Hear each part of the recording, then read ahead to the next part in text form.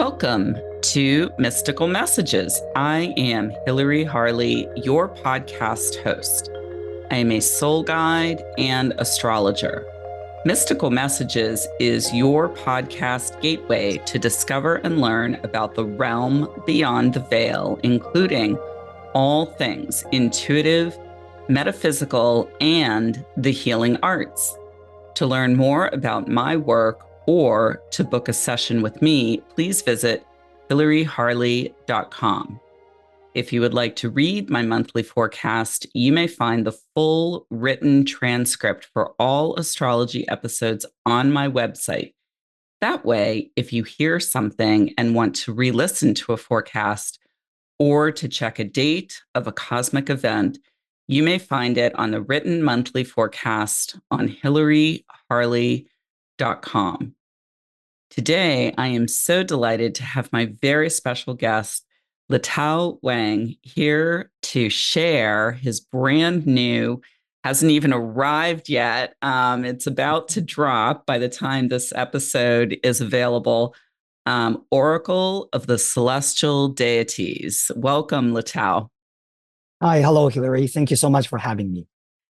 So I am an astrologer for almost 25 years, and this Oracle deck is like manna from heaven. I don't think I've ever actually come across an Oracle deck that weaves in the planets and the deities, the mythological deities behind the planets, Jupiter and Mercury and what have you, as this beautiful deck does. And not only is it absolutely amazing in its pioneering idea, but it's also gorgeous. It is absolutely beautiful to look at and to work with. So tell us a little bit about yourself. How did you, you're an astrologer as well. Correct. Yeah. So, wow, this this goes all the way back to my early 20s, I think. Yeah. Maybe compared to a lot of astrologers or maybe just, spiritual masters, my spiritual career started quite late, actually. I didn't really start my career until the age of 29, which I'm sure you won't be surprised. My first Saturn return. First Saturn return. Yep. Yeah. It's a lot of realization, right? And revelation. But so my earlier education, middle school, high school, university was very, very traditional. Because I grew up in a very traditional Chinese family, and spirituality was the last thing that you could even imagine, being the topic, in the family gathering, right? And so my first encountering with astrology was when I lived in Sydney, Australia, when I was about 23 years old, because I moved to Sydney to do my first master program. And there I encountered my first astrology teacher. Okay. He was actually not really, he never said he was an astrologer, actually. He was a very famous and popular fortune teller, actually, in Sydney. So he was very good at doing a card reading, but the cards that he was using was astrology based. Really? And yeah, so it's kind of interesting. Yeah, he designed his own card, but he's a little bit like a gypsy. He's not interested in becoming famous or I want to be an author. He's not interested in any of the. He's very happy with having his own shop, have regular clients and doing his own art. And he's a little bit like an artist, living in a cave. Right. That's very much his style. But he was really the one who opened that door for me. Then there I encountered this amazing world of esoteric knowledge, mysticism. And he was very, very different from, of course, I only knew this later. Yeah. Right. I realized that he was very different from a lot of the astrology teachers out there because when we started learning astrology, all I learned from him was the stories from Iliad and Odyssey by Homer. Oh, interesting. So he was filled Well, with, a Greek mythology, right? In right. him. And so, for example, if we talk about the sun as a planet, instead of just giving me the definition and asking me to memorize, what the sun symbolizes in astrology and on our chart, he would tell me stories about Apollo Hmm. and also Helios, and he would say, "So after now you know the stories. Right, What do you think the sun represents on our chart?" And right, so my understanding of astrology was very story based. right. And so when I look at a planet, the first thing that comes to me is not the definition from an astrology book, but it was very much about who that deity was. And this was actually the reason why I created the Oracle of the Celestial Deities. Because yeah, personally, astrology was about mythology. It was about the archetypes, It is. It is. right? And I think that is why, well, I know that's why it really appealed to me when it first came across my radar and it was proposed to me as a topic for the podcast, because Mm, I come from the evolutionary school of astrology, which is very archetypal. okay. And, I think a lot of people forget or are unaware Yeah. that Carl Jung took his template from the astrological archetypes. And Yes. so, we're weaving stories about Yeah. people. Yeah. And so that's what I found. Before I get too far into the interview, um, Mm, to find you on the web, mm, yeah. your website is Is www.thehealingkingdom.com. the Healing Kingdom, all one word.com. And Correct. people can order the Celestial Deities Oracle cards from that. So usually, so on the website there is a page, yeah, and which about my all my publications, and so there's a button there. If they click on it, the website will redirect them to Amazon, Oh, so perfect. they can buy from Amazon.com, or they can just Google Oracle of the Celestial Deities. They can find it on the publisher's website, Indigo, most website that sell Oracle or tarot cards. Yeah. Okay. Yeah. And so how did you come about to write it and produce it and find this amazing illustrator? Yeah. So actually, this is my second Oracle deck. Yeah. So this actually, I call this the sequel of the first one. My first Oracle deck is called the Oracle of the Mythic Heroes. Oh, And perfect. yeah, yeah. So these two are one set. I would like to see them as one set. And of course, some people prefer the Mythic Heroes than this. Some people prefer this one, right? And the Hmm. Mythic Heroes is a deck of cards that is very much focusing on the mortal stories in Greek mythology. So in that deck of, excuse me, in that deck of cards, you won't find, Zeus, you won't find Poseidon, Hmm. or Hades. All you see, there are mortal heroes: Achilles, Hercules, Okay. um, Theseus. You will find Atlanta, and you will find Pandora. Right, those mortals, their stories. And so this deck, Oracle of the Celestial Deities, is the one that is focusing on gods and goddesses. Okay. Yeah, and the Got it. interesting thing about these two decks is you can even shuffle them together. So, That was my mm, next question was, yeah, ideally if they're to be used in tandem or yeah, as sequentially, yeah, then you can mix them together. yeah. So actually, in the guidebook, in the introduction part for Oracle of the Celestial Deities, I actually wrote a paragraph about this. Okay. So yeah, so I mentioned I would encourage you to use these two decks together. You can shuffle them together, and you can do a big spread with these two decks at the same time. And what you're going to see is you're going to see this amazing storytelling of the gods and the mortals, because you're mixing them together. And not only are you seeing the archetypes individually, but also you're seeing the relationships between them. Right, So this right. is my initial intention of creating these two decks. Yeah.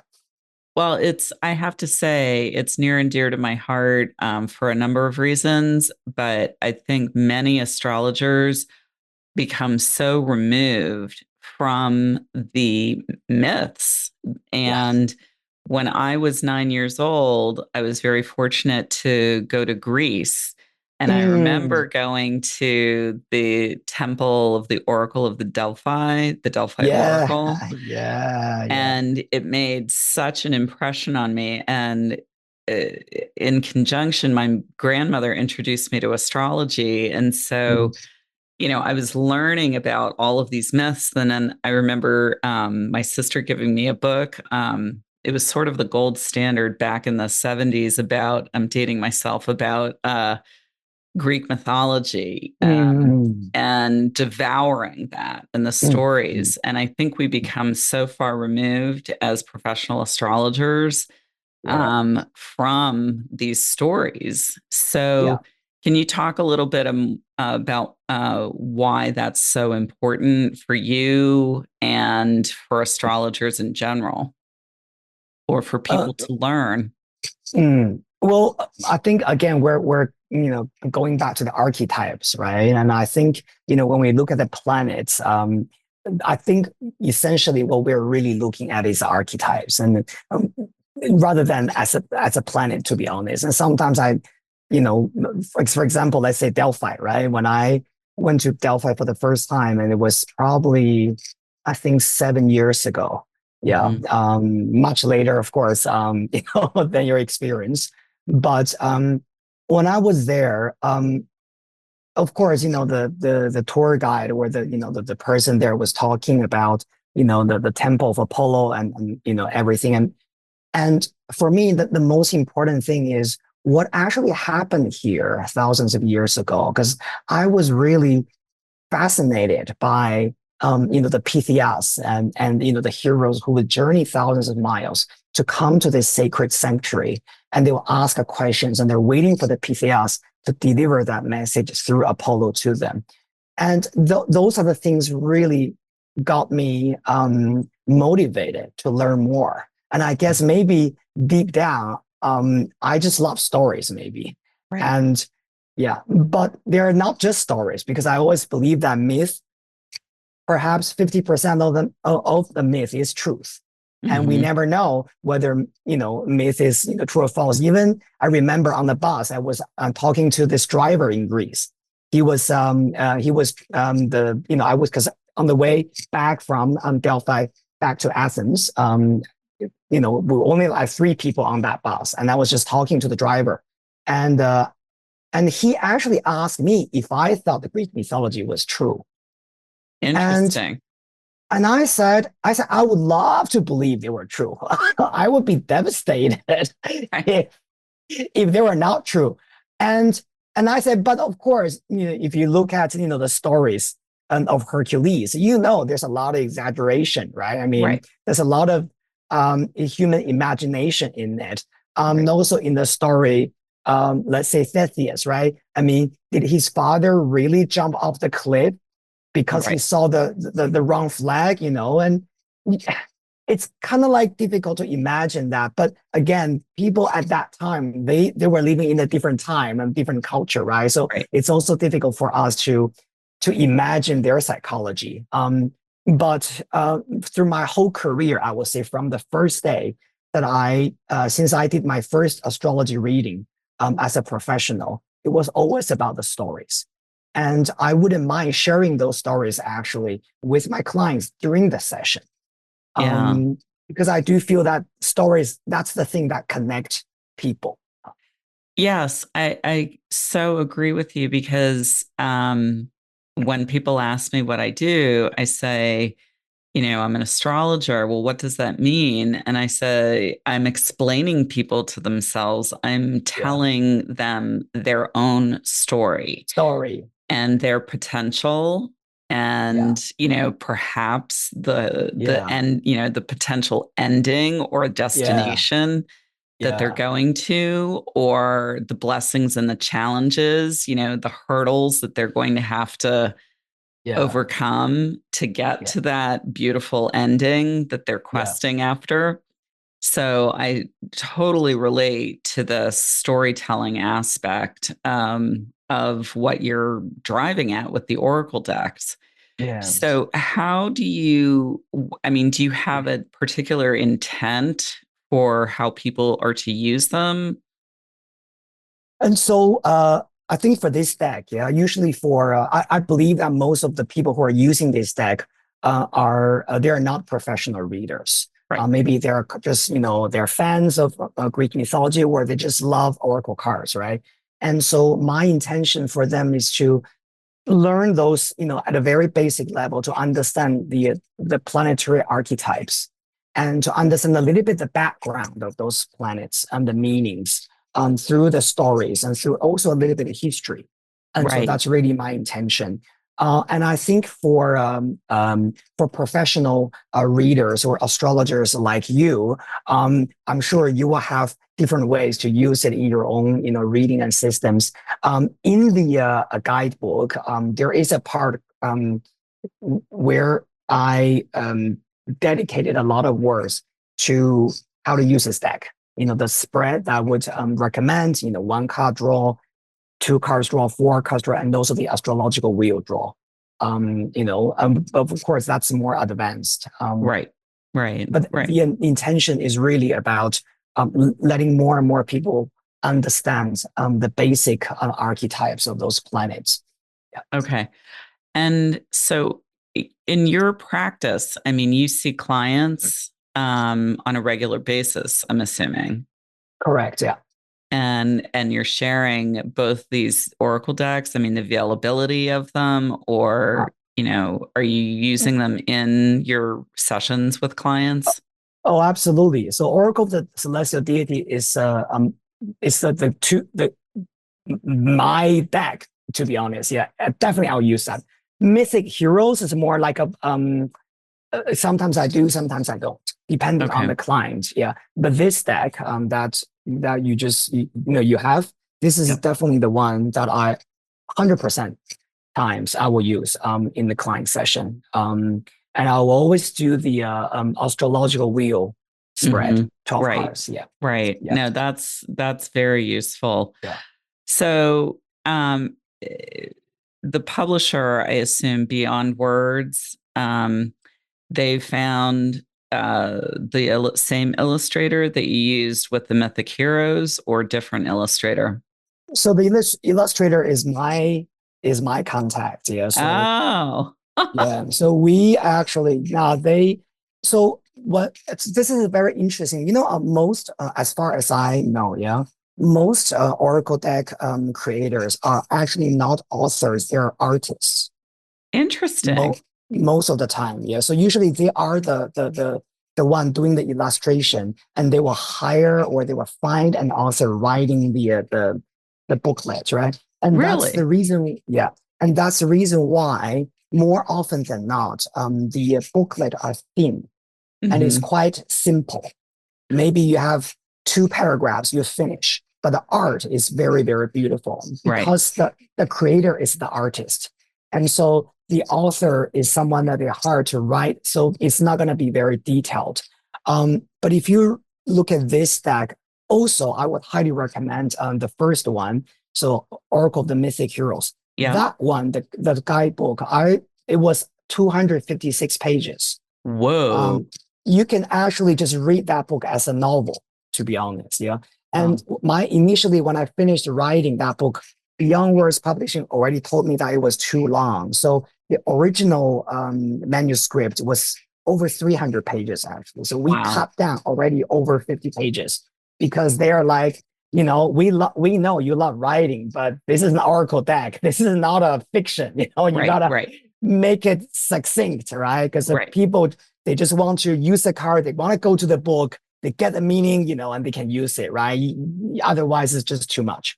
But because I'm the author, right? So my point or my intention when I created these two decks are really in the writing. Um, Mhm. the art, of course, I think is important because a lot of readers are intuitive. I know a lot of card readers, they don't even read the guidebook. They just look at the art and they will use their intuition, right? And they will read for client. But for these two decks, I would say if you are using this deck, any of our audience who is listening to this, please do read what I wrote. Oh yeah, no, Yeah. I devoured the book in Oh, preparation for our yeah. conversation today, Yeah. because I am a writer by training, and Yeah. so and I don't think, well, I know for sure that Mm. astrology and psychology are deeply tied to history. History. And so I think in Western culture, we've Yeah. forgotten a lot of history. Yeah. And so I have a deep appreciation for the time and effort. Now Mm. I'm definitely going to go out and get the Mythic Heroes deck because I do want to work with them together. But we can learn so much from the journeys Yeah. and these philosophical quests that Yeah. people and the archetypes Yeah. go on, and Yeah. what they can. There's such a teaching tool. Yeah. I know in Native American culture, that's what, at least in America, when there's a spiritual connection, we tend to look toward that, Yeah. because they have such regard for their elders and their medicine men and women Yeah. and sage and teachers, Yeah. in the shamanic journey. But this is really, I have to say, and I applaud you for the beautiful language, and it is succinct. It is not overly wordy or flowery. I mean, you do get Yeah. to the point with each story. So is there anything else? So let's go back to you worked with the original astrologer artist who was helping you. You described him as part artist, part astrologer, part gypsy. How did your journey evolve from that? So I spent a lot of time actually with him when I lived in Sydney at that time, right? But of course, I didn't really see astrology as my career path because I Mhm. was doing my first master program in simultaneous interpreting, and all I wanted to do was to become an SI interpreter. And of Okay. course, the highest position you can get as an SI interpreter is to work for the United Nations. And so Okay. you interpret for politicians, right? I don't know if you have ever seen the movie by Nicole Kidman called Interpreter. No, I do need. Yeah, okay. It keeps crossing my radar, so I do need to Yeah. see that. So basically, what you do is, you will have the world leaders, right, sitting at that round table, yeah, in the middle of the hall, and behind them there are those huge, and upstairs those glass booths Hmm. there, and so the interpreters will be sitting there, and we have a microphone, yeah, we have a headset, right, and we listen to the politicians speak, and then we interpret at the same time, so simultaneously. Yeah, And it's so that very challenging. it's I've very heard. challenging, yeah. Yeah. So we were doing, I was doing my degree and I wanted to become an interpreter at that time. And even after I graduated, right? And I was, it just, to be honest, a spiritual career was just never, well, of course, I was studying astrology and all that, but it was never really, I just couldn't see it Hmm. because I guess it was never given to me as an option, I guess, professionally speaking, because Hmm. all my education was about bringing the glory to the family. Right. And I don't know if you know much about Chinese culture. I mean, traditionally speaking, I mean, my parents were born in the 1950s, and Oh, yeah. so for them, you being the only son in the family, you're supposed to bring glamour, and glory into the family. So either you become a lawyer, you become a surgeon, or at least you need to work for a famous investment bank. Mm-hmm. You wear a suit, you wear a tie, you have, six-figure annual salary, right? At Very least. traditional. Very Very traditional. traditional. That means, oh, we're proud of our son. You know what I mean? So, Mm-hmm. so being an astrologer was never really in my mind, even though I was studying it. It was just not an option for me. Not until the age of 28, 29 years old, actually. So I was working in the bank for about 5 years. So after I finished my master program, I moved to Japan for a year, and then I moved to Hong Kong. And so I was working in corporate environment, in finance, and I was miserable. Mm-hmm. I hated every day that Wow. it was in my job. And some people say, you know, why are you complaining? You're earning a decent salary. Everyone would kill to get your job. No, Mm-hmm. like, but why are you whining? Right. But for me, it's not about that. It's about I feel like every day I'm getting up and to go to work. Why? Because I need to pay my rent. And Right. that's the only reason why I had to get up. And I hated that feeling. But still, I did that for 5 years because I had, there was a lot of expectations, right, from Right. my parents. Right. And then at my 29 years old birthday, I was just me and my best friend. We were having a drink. It was supposed to be a very happy day of celebration. I mean, I just burst into tears over the dinner. And Wow. I feel miserable inside. I'm 29 years old. I don't know what I want to do. And I can't see myself doing this for the next 50 years until I retire. Right. Right. And I think something inside me just broke, Mm-hmm. basically.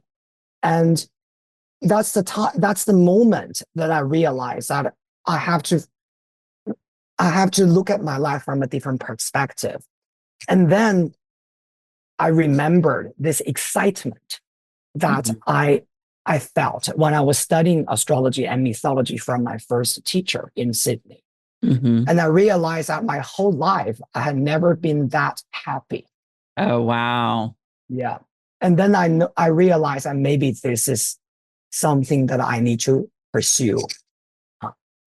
I So that so was the appreciate. trigger. Yeah. Yeah, no, I so appreciate you sharing the depth of what you went through to come to this beautiful career that you have created for yourself. And, you're very accomplished. I mean, anybody, I went through your website and you're very accomplished. So that is what I work with my clients is, it's yes, astrology, but it's also, there's a lot of coaching involved. Oh, And I'm like, 100%. Yeah. Yeah. yuck to yum. And I use that scale all the time. And Yeah. when you're feeling Yeah. exactly what you're describing, Yeah. and it's so wonderful because that's what I try to elicit from my guests on Mystical Messages podcast is how they arrived to their career Yeah. because in the dominant culture, it's, and I certainly went through this myself. I was supposed to be, stand up traditional, we don't do astrological, that's non-mainstream, that's woo woo. Yeah. It's Yeah. so I really struggled with that. Yeah. And Yeah. finally it's like you either choose your soul path or you live in denial. And when Yeah. you Yeah. choose the denial, it can really make you crazy. Um, 100%. Yeah. Yeah. so, to step in, lean in, whatever expression you want to use, to that joy, that fulfillment, that soul contentment that you're Yeah. describing is so, I mean, that's where talk about glory, that's where the true glory really is.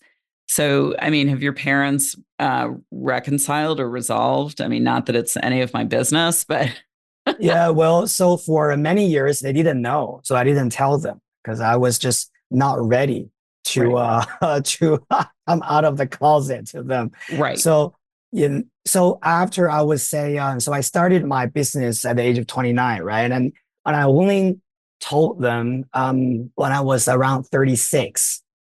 So Hmm. because I wanted to make sure that my business was stable, Right. that, I would be able to, tell them that, I'm financially doing okay. And, I'm not like, like ruining my own life by Right. not working the bank. You know what I Right. mean? Right. And so eventually I told them, of course, I mean, I think they knew that they, there's nothing they could do because they knew they're not going to able to change me. Hmm. And one of the reasons is also because they're far away from me. They don't live in Hong Kong. Right. So, because we're thousands of miles, away from each other. So even if they want to control me, they can't, right? So Right. that's the thing. But still, my mother was very, sh let's put it this way. She um, kind of accepted it, but she felt very ashamed to tell the relatives what I do for work. Hmm. And I Yeah. didn't know about that for until I think that was just before COVID. I was on over a phone call with my aunt, and my aunt was asking me, "So what do you do now for your job?" And I was thinking, my mother never told you. Like Right. I've been Right. doing this for 10 years. Like my mother, and I asked my mom. I said, "Mom, I said, are you ashamed of what I do? Like you talk to my aunt every day. Like you two are best sisters. You Right. never you Right. don't she doesn't know what I do. I mean, I said the only interpretation I have is you are afraid that people would judge you Right. Right. because of what I do. Right. And so that kind of hurt my feeling a little bit. But after that, my mom said, um, I was, yeah, that was not right. Yeah, I didn't do the right thing. I support you. And so now both my parents are very supportive. Oh, that's Um, so, and that's really amazing to hear. And you talk yeah, about yeah, a journey. I mean, that is a huge journey for yeah, your own life story, but also, how your parents evolved and came around to see yeah, that you're really embracing. I mean, when you think about it, you're embracing, I mean, any astrologer worth their salt is really embracing an ancient tradition yeah, yeah. of And spirit. it's also kind of new to them, right? Because they're very traditional Chinese people. So I mean, Right, Western astrology to them is also a little bit like, what? You know what I mean? right. Yeah. So it's just yeah, and also, to be honest, I mean, last year I brought my deck to them, right? The first deck, right? Not last year, sorry, this year around February. So the first deck came out in January, and I Hmm. gave them a deck of cards, and I said, I published this and all that, and they were very happy for me, even though they couldn't read a word of English, but they were very happy to because they can read my name, yeah, Letao Wang, that they can read, And and it's so and it's a tangible product. And if you yeah, know yeah, anything about publishing, how hard it is to, especially in the Oracle deck business, to yeah. get anything published. So, It was hard, yeah. And of course, initially there was a lot of rejection from publishers, right? I mean, because first of all, I live in Hong Kong. I don't live in the States, and mhm, as an author who has no publications yet, to find a good publisher, right. and who have faith in you, that's very very challenging. And it was a very eventful time.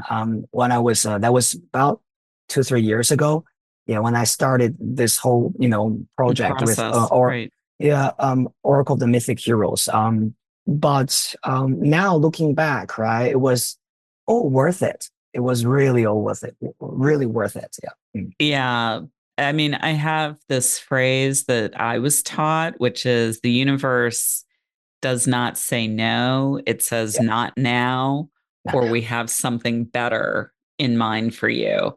And so I have to tell that to myself that this is not a rejection. Sure. Yeah. This is, it's coming. We Yeah. Yeah. just, it has to, and when you go back and you think about situations in your life where you're like on a quest to find something, like I was trying to find the house where I live, and it took me forever.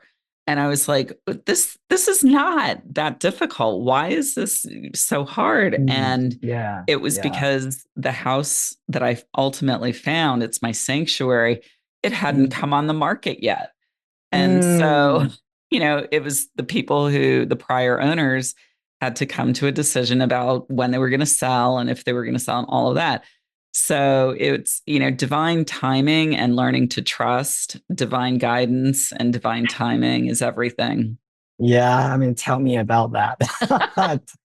Timing, yeah. There's a Chinese ancient Chinese saying. It says if I translate that into English, basically it means people proposes and God disposes or something like that. Oh, yeah, yeah. Yeah, yeah. So basically, they're saying, you can plan everything, you can do everything you could, but eventually, whether it's gonna come to you or not, depending on the sky, it depends on the universe.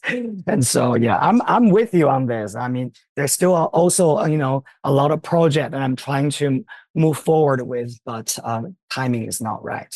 Right. So I have Right. to learn how to be patient. Yeah. Patience is, I think, the hardest for human nature. It really Yeah. is. Yeah. So now you practice Western tropical. What Correct. Yeah, branch? tropical. Yeah, Okay. tropical astrology. Yeah, yeah. Okay. We have so in Hong Kong we have a lot of Chinese astrologers, meaning Chinese astrology. Yeah, the 12 Chinese animal signs, right? Hmm. So a lot of because actually fortune telling is a Hong Kong tradition. Yeah, Interesting. Hong Kong is famous for that. So there's a place in Hong Kong. It's called Wang Temple, and so a lot of people every year, specifically January, February, Chinese New Year, they all Right. go to the temple, right, to find a reader, and to read their New Year fortune and things like that.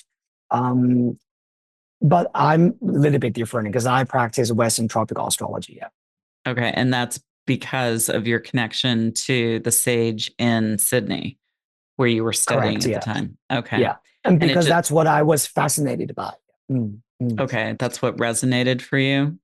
Yeah. The most. Yeah. Okay. So Yeah. you had certainly been exposed to Chinese astrology, I assume, growing up. Absolutely. Yeah. It's a completely different system. Right. Everything is different. And the reason why I like Western astrology is because, like what I said, is very closely associated with mythology, Greek Hmm. and Roman mythology. And there are a lot of stories in there. Chinese astrology is more or less like math, if you know what I mean. Interesting. Yep. Yep. Um, yeah, so I see Western astrology more like literature, Right. stories, writing, reading. But Chinese astrology is very much about calculation, um, mathematical stuff. And so I wouldn't say there's no stories there, but it's a different feeling. Right. Right. No, that's certainly, I mean, I know very little about Chinese astrology and I know Mm, even less about Vedic, mm, mm. and which is, my minimal exposure to Vedic astrology. It uses a rectangular box Yeah, instead of yeah. a circular wheel. Killer wheel, So, yeah.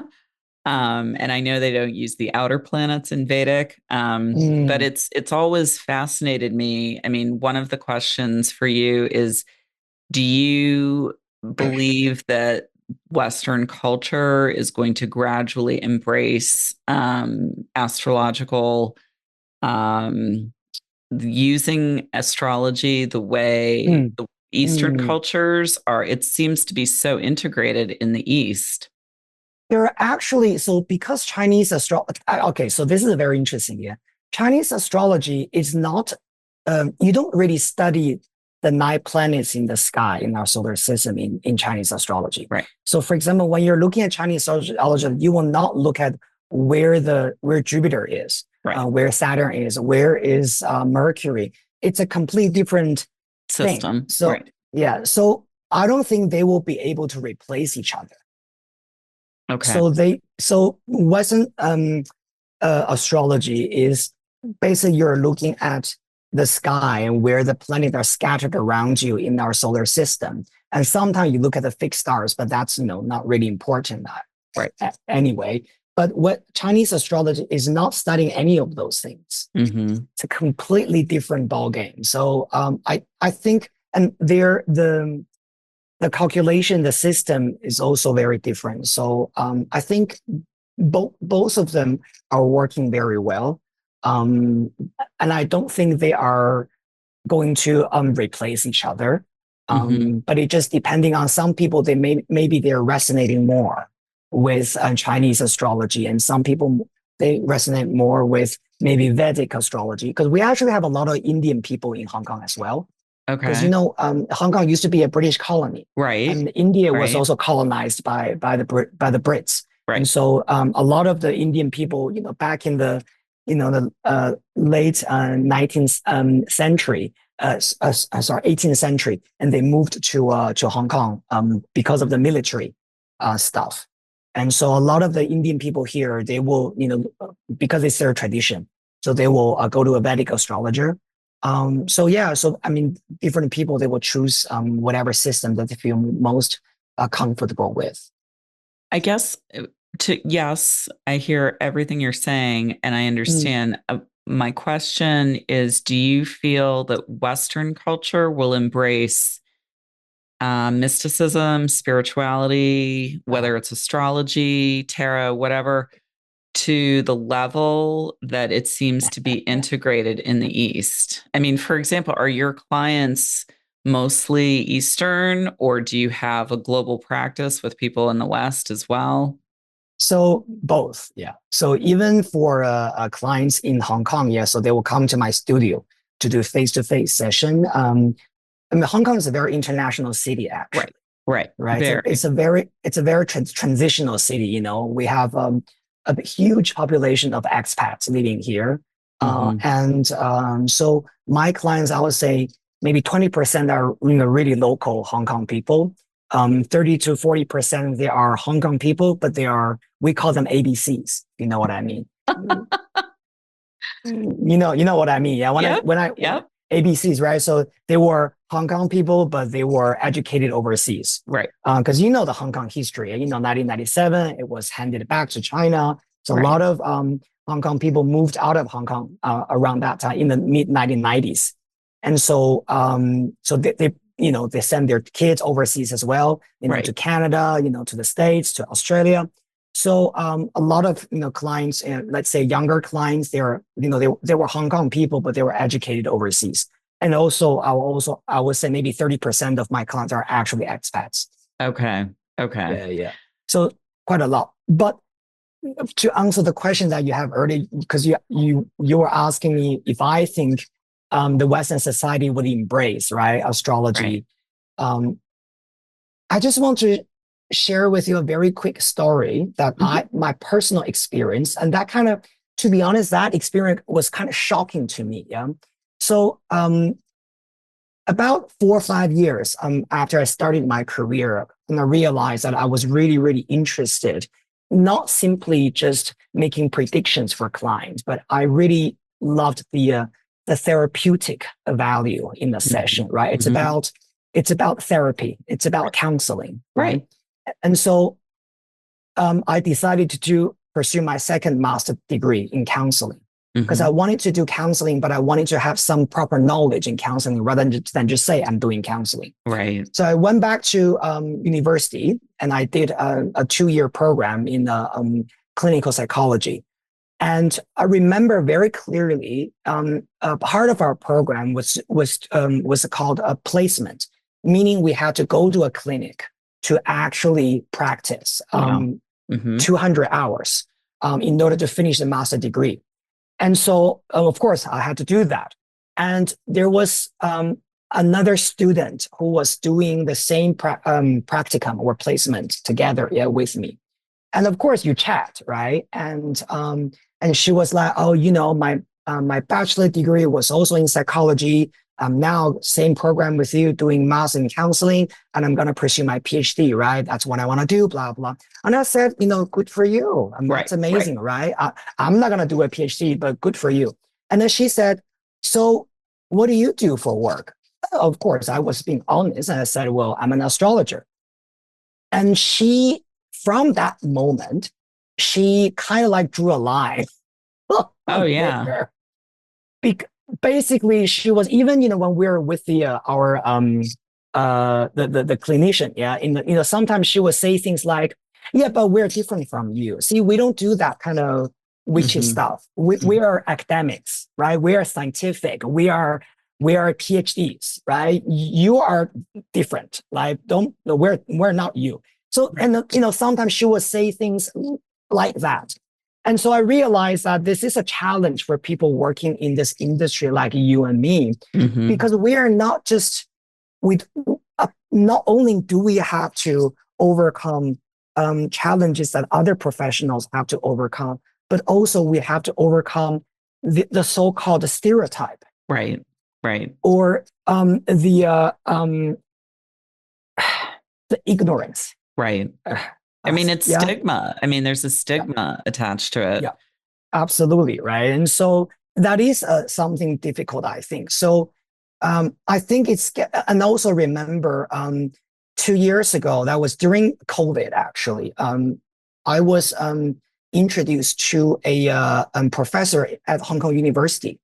And, I was just briefly mentioning, I said, it would be great if we could actually bring astrology as a, like a selective course, to university. Of course, you're not going to have an astrology department, right? But maybe as a selective class, right? Students can take, right? And he was really interested. He said, that sounds fascinating. He said, but if I leave that to you to design the course, can you do the job so that we can propose this to the leaders, right? Department, right? So that they can, because it needs budget, basically, to open this class. And I said, no problem, let me try this. And I put a lot of hard work into, doing presentations and all that. But eventually it was a no. So this is what I mean by that kind of, especially I think for a lot of higher educational institutions, they feel we are not you. Right. We're better than you. That's what they're trying to say, basically. Right. So I still think there's a lot of challenges here, both in Asia and in Western societies. Yeah. Thank you very much for sharing that meaningful and substantive story, because that is so much what practitioners, a variety of practitioners. I was, I tell the story occasionally. I was at a barbecue in America, and what do you do? And I said, I practice Reiki and astrology. And they said, oh, well, I believe in Reiki, but I don't believe in astrology. And I'm standing there thinking, these are all on the same continuum. I mean, these are wavelengths, vibration, frequency. You're working with energies. And so it really, it's part of our job as practitioners is to educate people and to tell them.